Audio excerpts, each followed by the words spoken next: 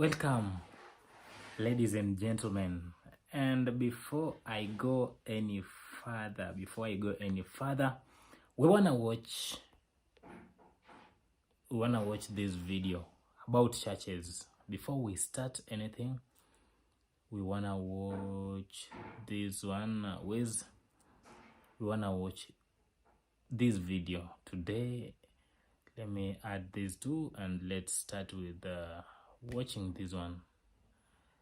Let's watch this. Can I expand it? Sasa sijui kama walitoa hiyo pesa wanipe ndio sanduku.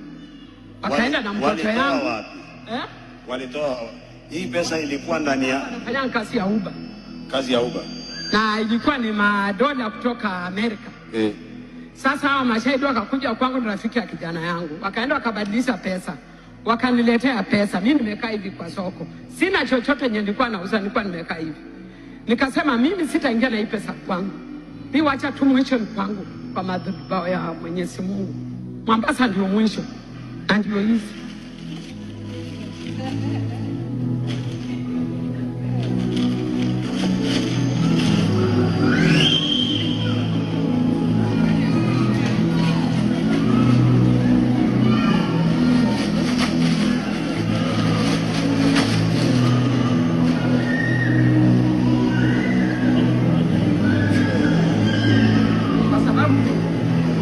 Kama amenipatia ndio kwa mchango ya mtoto wangu, vile wameenda na yeye mimi sijui. Kwa hivyo wamekupa hii ni moja. Nyingine iko wapi?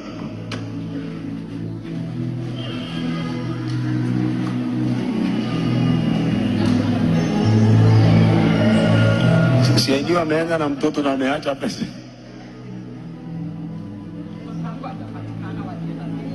Walienda na yeye lini? Walienda na yeye siku. Mwisho ni hapa. Walienda na yeye siku gani? Jana usiku, na mimi nikapanda tu gari usiku hiyo siku moja. Na ni kweli wamekuachia pesa. Wengine macho yao yameanza kubadilika.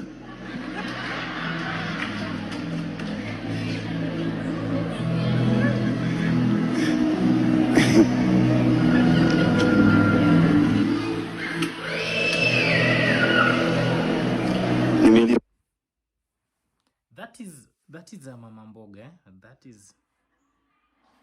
That is a Mama Mboga. Huyu ni mtu ambaye hana chochote, ni mtu ambaye hana mbele wala nyuma, anajaribu. It's not a bad thing kupeleka pesa kwa madhabahu. It's not a bad thing. What I'm talking about here is, the fact that this woman, you should watch this video well. This woman gets this money. Police ndio wamletea hii pesa. The woman takes the money, 6 million shillings, Kenyan money in cash, zimefungwa. Then the money, the Mama Mboga takes the money to Pastor Ezekiel to pray for the money. You see, this is where brainwashing comes in. The woman thinks that when Pastor Ezekiel takes the money, there's nothing that will happen to her. The fact that she doesn't want anything to do with the money. But mtoto wake ni mtu anaendesha Uber. And when you watch this video well, if you watch this video, let's go slowly by slowly. Let's watch it from here. Let's watch the first bit.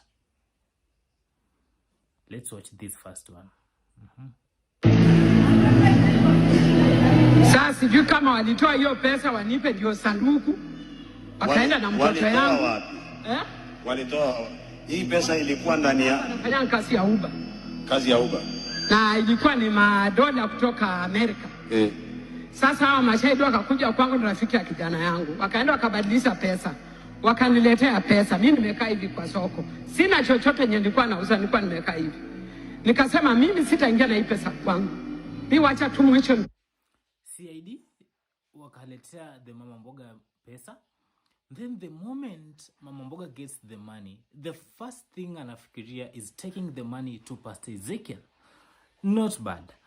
But you see, this is one in a lifetime chance. This is one of the once in a lifetime chances that people get in their lives. Mtoto wake amemletea pesa, like not even mtoto wake anaendesha Uber, gets the money, anamletea, but this woman gets to go to the church, then kupeleka hizi pesa kanisa ziombewe, aombewe na awache huko hizo 6 million shillings. That is where my problem comes in. Like there's no other way, this Mama Mboga could help herself with the money other than going with the money concerning. And we've seen this incidences happening, you know, time ya Pastor ambaye Mackenzie ambaye yuko jela sahi. We saw a lot of people taking millions of money. Somebody sells a property worth 100 million, anapelekea Pastor Mackenzie, and Pastor Mackenzie uses the money for his own, you know, because somebody believes in Pastor Ezekiel or Pastor Mackenzie so much, mtu anauza land just to take the money to Pastor Ezekiel to pray for him or her to get a job. I'm not saying it's a bad thing, but I'm saying it's you imagine you work so hard, you get 2 million shillings, unapay your mom, then your mom takes all the money to the church. You work so hard, you see, you get 2 million shillings, you make the money, then you give it to your mom, then your mom kitu anaona ya kwanza is taking the money to the church. Let's continue with this video. Kwa madhabahu ya Mwenyezi Mungu. Mombasa ndio mwisho. Na ndio hizi.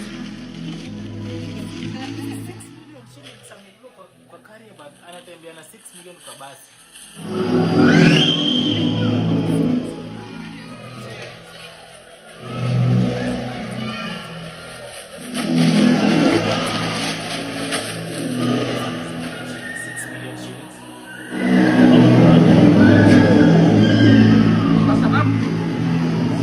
Amenipatia ndio kwa mchango ya mtoto wangu, vile wameenda na yeye mimi sijui. Kwa hivyo wamekupa hii ni moja. Nyingine iko wapi?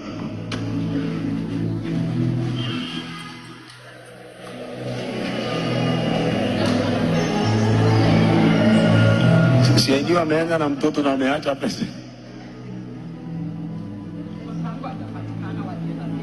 Walienda na yeye lini? Walienda na yeye siku. Mwisho ni hapa. Walienda na yeye siku gani? Jana usiku, na mimi nikapanda tu gari usiku hiyo saa moja. Na ni kweli wamekuachia pesa. Wengine macho yao yameanza kubadilika.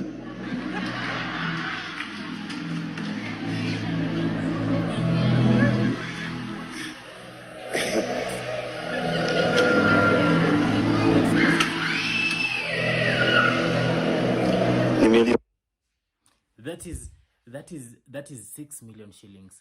This woman just took a whopping 6 million shillings kanisani kwa sababu she doesn't know what to do with the money. And you see, one of the things that makes me wanna do this video is there's a lot of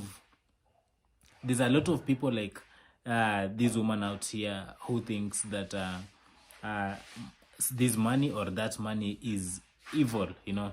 That money is evil. And tumeona most people have been brainwashed. Watu wengi wenye wanaenda kwa hizi kanisa, Mackenzie, Pastor Ezekiel, Prophet of War, all those churches, these people have the same character. They always believe that other people, when they don't go to church, are evil, and that what they do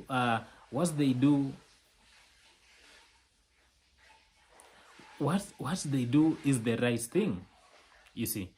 And I just want to see the reaction of people. What people said, people had to say about this video. There was pesa imeachwa. There was a motive behind it. You see, there was a motive behind it. Lakini taking, like, as a mother, taking the money to the church before even trying to know anything, investigating anything, that's a fail. And that's where brainwashing comes in. You think that Pastor Ezekiel is the best place to take the money, you see? You think that Pastor Ezekiel is the best place to take the money, and if you use the money, maybe you will follow the curses. But this is one in a lifetime chances. And you see, squeezy kanisa zimekuwa ni kama it's just a place in funny things are happening. You see, like Pastor Ezekiel, people who follow Pastor Ezekiel and Pastor Prophet Award, you can never say anything was key. Anything was key. And I know they're here and msinipige mawe, but the churches squeezy, nobody's, people are losing their belief in churches as time goes by. Let's watch this another video before we continue with our discussion. Let's watch this one. Majina yangu ni Jacinta Nzilani Kilonzo. Mimi ni mchungaji. Nina umri wa miaka 54 na nilizaliwa huko sehemu za Machakos, Matuyata. Nikaolewa kule na nikaishi na mume wangu kwa muda wa miaka 25. Nikawa na watoto 3, wasichana 2 na kijana 1. Na nimejitokeza kuwa mchungaji lesbian ambao ninapenda jinsia moja. Na kwa hii niko comfortable na pia nina amani kwa sababu sijajidanganya. Hivyo ndivyo nilivyo na hivyo ndivyo niliumbwa nikiwa. Mimi mwenyewe nilipozaliwa nilikuwa napendezwa sana na wanawake. Nilipokuwa katika umri wa miaka 18 hapo, nikawa sana ninavutiwa na wanawake. Na nikapatana na father aliyekuwa father wangu katika kanisa ambalo nilikuwa naenda kule nyumbani. Na akanipeleka kwa ile mission ama ile kanisa kuu kuweza kuwa ili nipate kuwa sister kulingana vile nilikuwa nataka. Lakini kwa ile hali tukipelekana ikawa kwamba ananifanyia mapenzi, ananitaka kiwango ya kunipeleka hata kwa soko fulani na kunieleza yote anayotaka.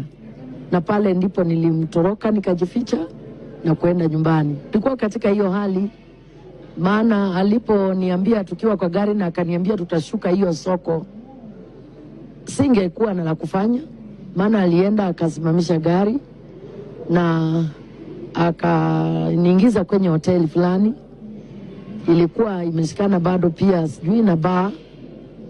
Tukakula, akaniuliza kama ninaweza kunywa na akaniambia lazima tutakuwa na yeye. Hivyo basi mimi nilitulia kwa ule umri nilikuwa nao, lakini sikutaka.